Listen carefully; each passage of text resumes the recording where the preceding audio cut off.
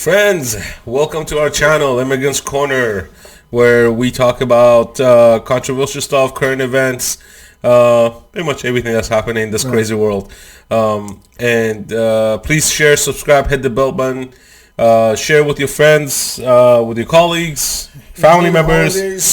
During the holidays, watch our videos. We try to be as entertaining as we can. With that, we're going to talk about something juicy, economics, and people fleeing all these high-tax states, and why are they doing it, and for what purpose, and how are the states going to cope? What is the company? Just a new large company? Besides HP, Tesla? So Tesla's not moving yet. Okay, so Tesla's not moving yet. Only Elon Musk left to went to Texas. Not yet. It hasn't been. It's not final. He's building a gigafactory in Texas, but the one in California still is running operational. Of course, it's not gonna happen overnight, but they're moving out. People are moving from California and New York. All these big Charles Schwab, right, leaving New York. HP, the company who started the Silicon Valley, pretty much, is leaving. Where are they going? They're going to Texas. They're going to Florida. They're going to other states that don't have all these crazy taxes and regulations. Why do you think that is? It's not just about money. It's not. It's about principle. It's not about money. A lot of it comes. We've discussed it before, right? Yep. We have our own experiences, our own family, and our own life dealing with the tyrannical. In case of like my parents, they ran away from communists, in their childhood, so they've seen a lot, right? So it's not just about money. So these companies moving out, and you see a lot of people moving out. It's getting to the point that states like Illinois, now they want to fine people if you want to move out of the state. So they want to hold you because California wants to do that. California wants to hold you accountable on taxes for additional 10 years after you move. Right. They want to pass that because now they're realizing dictatorship. The whole economic, the reason is because, so think about it. Anybody who is over the age of 35, let's say. We all remember, let's say 2000s forward. Look at what has happened technologically in the past 20 years. The advancement of social media technology, information technology, access to information, so many things, so many opportunities that you used to be, they were the gatekeepers, media, educational institutions, entertainment, all that, right? If you want to be getting a job in those fields, if you want to be enjoying it, if you want to participate in any kind of those institutions, you had to move to big cities. That model is dead, my friends. Anybody who doesn't understand it yet, you have no idea what's going on. That mass market, big city, and that's why they're bleeding right now. All of them in red, right? And all this chaos and stuff that you see they're causing in order to get more money from federal government. And under Trump, they were not getting it. All these riots and stuff are excuse to get money. Okay? Of course. I mean, so look at Cuomo. They are dead because you tell me, if you live in big cities, what the big city offers you that you cannot get that in a suburb further out, smaller cities? I'll tell you what they offer. Nothing. Starbucks in 15 different corners. No, you have like a Starbucks everywhere. No. So you gotta realize. City. Let me tell you something. Like I'll tell you exactly what city life is like. City life is like, I love to leave my apartment. I want to go downstairs. No, I know. And these are the people, I'm telling you. Like, I want to just go downstairs, go to the cafeteria, go to Starbucks, and get whatever I want and go back home. And when you live in suburb, you're a little bit further out from that convenience. It's more about population density. It's more about convenience than it is anything else. Okay, people are like, I love city life because I just see people walking around and doing all this and all that. So I mean, everybody has their preference. That's not a problem. City life is not. All I'm telling you is you have the opportunity. That's fine. City life is not. No. City life is not a bad life. Okay, I disagreed in this point. It's not about the joy. right? Somebody might love to live in cities, see a lot of dirty people, dirty streets, homeless people, and some good-looking people, go to the clubs, whatever, right? That's a joy, that's a preference, right? But a lot of people used to go to big cities because that was the only opportunity they had. You look at the past 40 years with the hallowing of the factories and manufacturing in these countries. So people left in those Midwestern flyover countries, smaller cities and stuff. Their kids, they had no opportunity, no job. So they had no choice but to go to big cities and try to get a job. You don't need to do that anymore.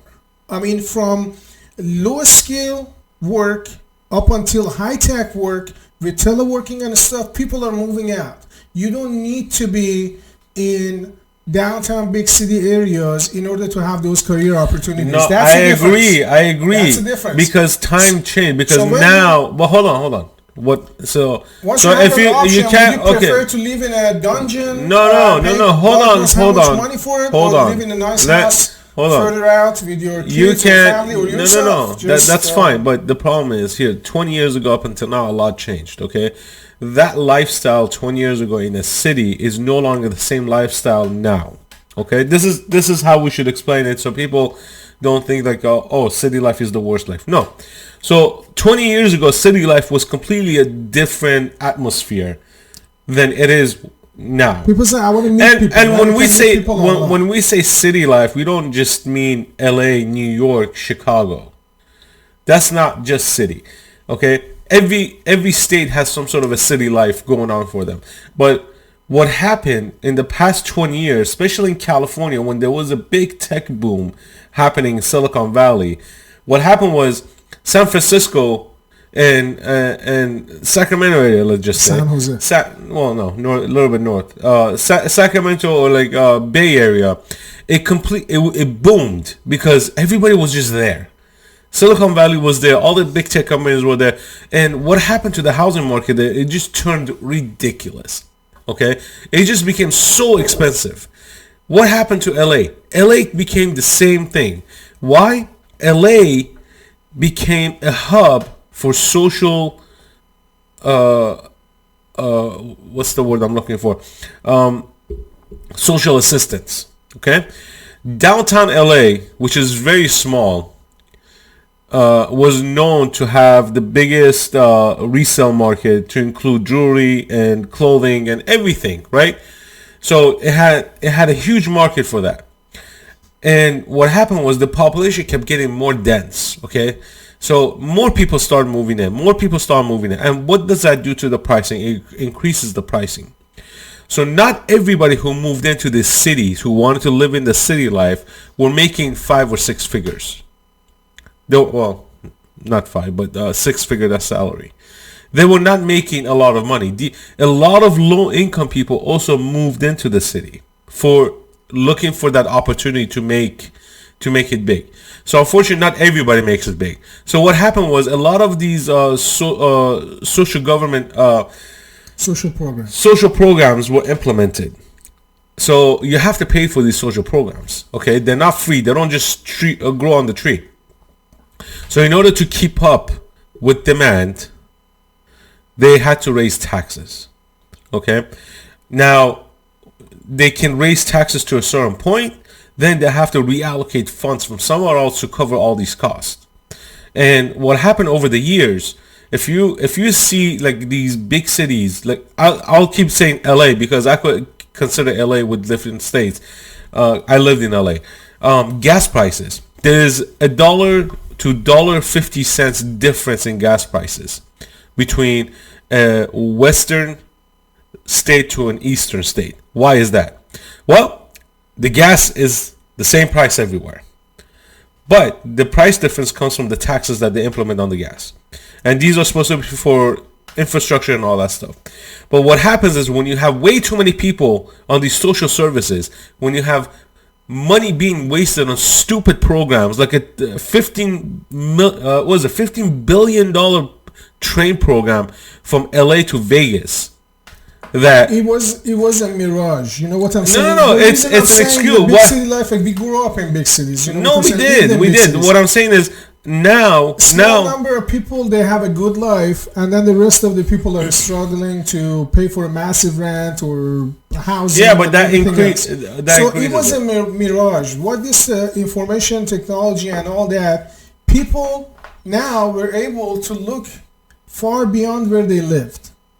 So if you lived in a city, now you can see, oh, my condo over here is like a $500,000. For $500,000, couple hours away, I can get like a 20-30 acres land and a nice house and still have money left over. Yeah, but people are not going to drive that long. No, what I'm saying, you don't even need to drive anymore. That's the thing. You can work.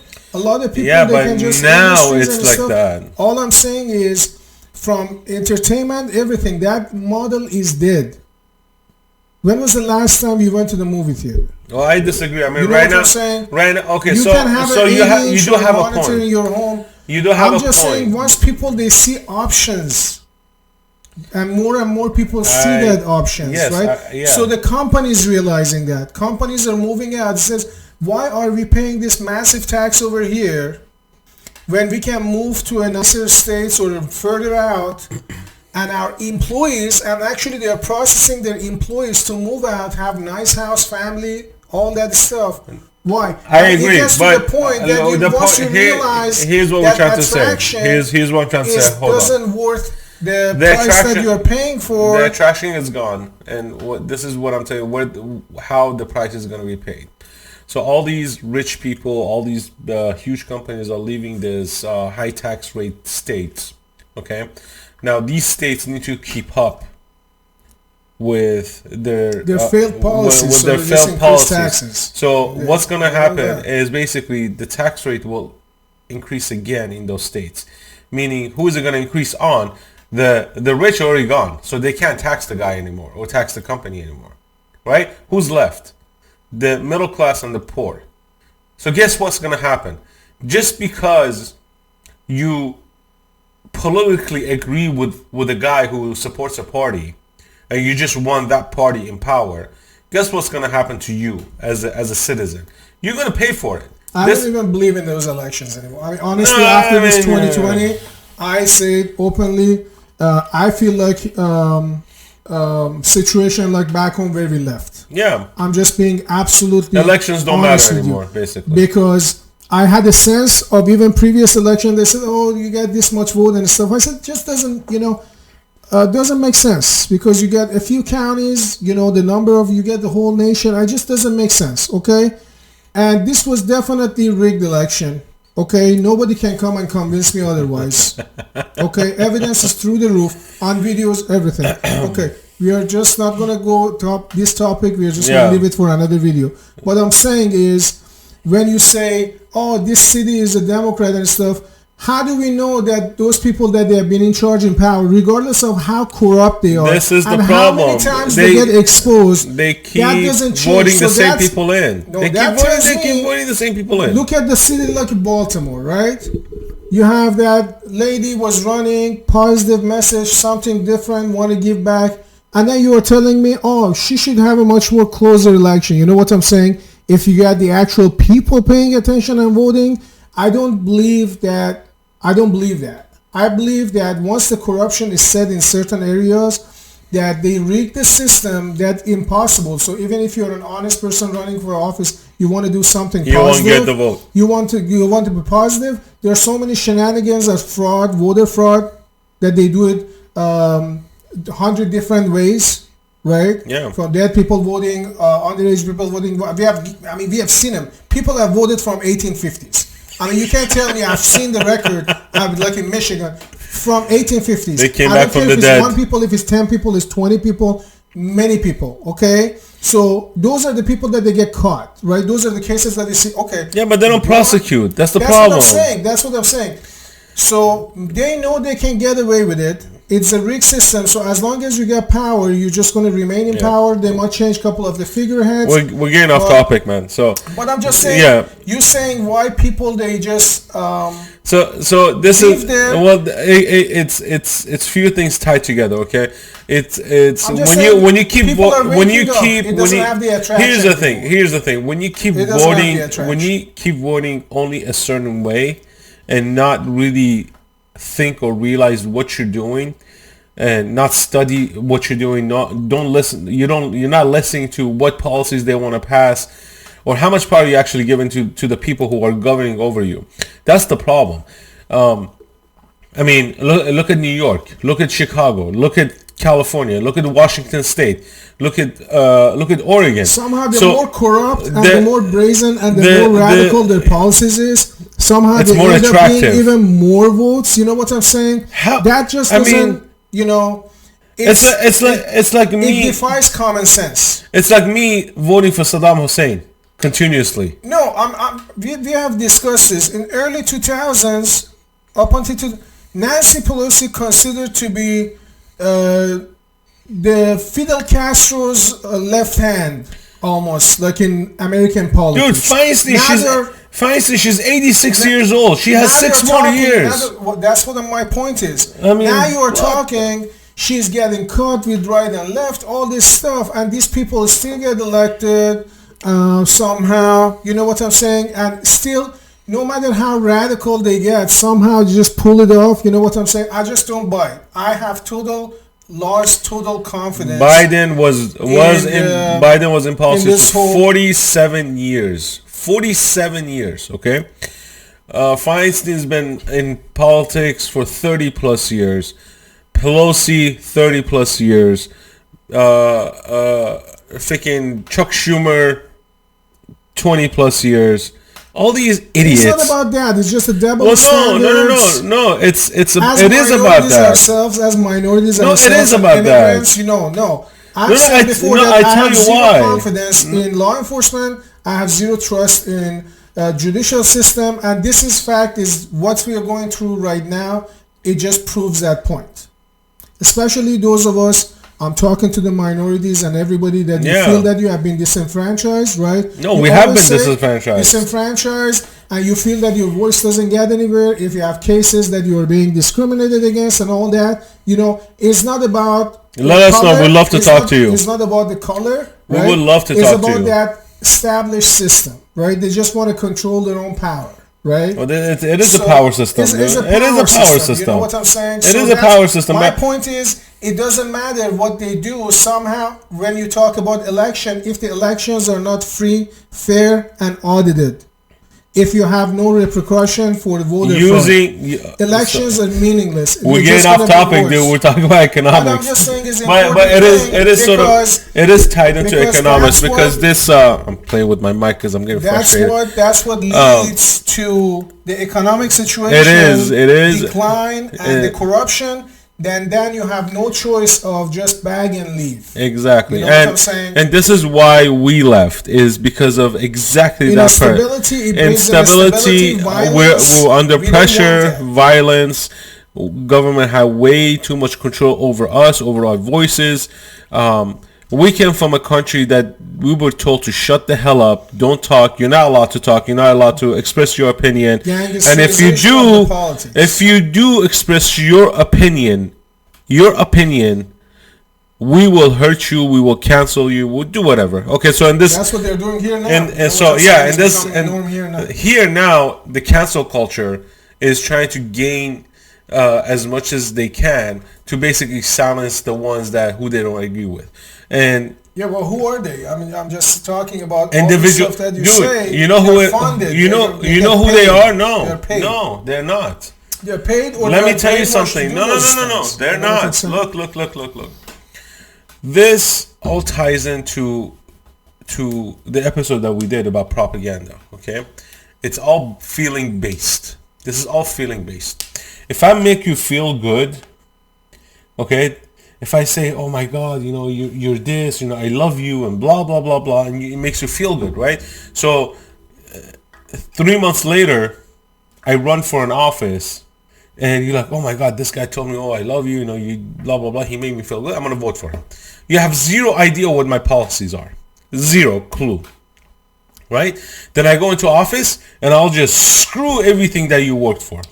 Tax you and tell you, oh, your lawn is way too high for this for the city limits and blah blah blah. So just throw a bunch of regulations at you, and this is how people vote. Okay, they play with their feeling, They play with their emotions. They just say, "Oh, we're gonna do this for you. We promise to do this for you." They give them so much soundbite. Oh, I love that. I love this race, and I love that race, and I love this minority. I love that minority. That's bullshit. Complete bullshit. Okay? Because if you're gonna vote for somebody, you need to know their background. You need to know where they came from. We need to know what they have worked on. You need to know their policies. What they informed citizen. Informed citizen. Okay? Media is not on your side. The media, it is not on your side. The media is only on their own side, which whatever that makes them money. Okay? Good news does not make them money. Best historic quote here. Thomas Jefferson said, the smartest American of all time, in my opinion, right? He said, a man who doesn't read nothing at all is more educated than a man who only reads newspaper, which was the media of the time. Exactly. He said the man who doesn't read nothing at all is smarter. More educated. More educated than the one that reads the news.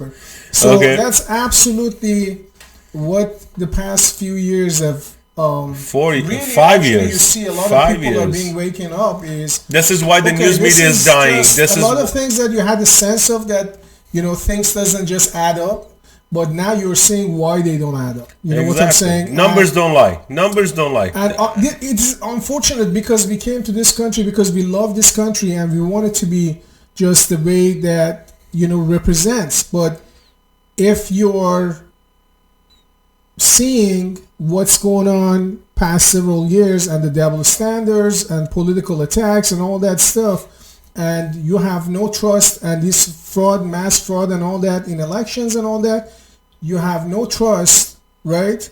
When you have the government is trust-based.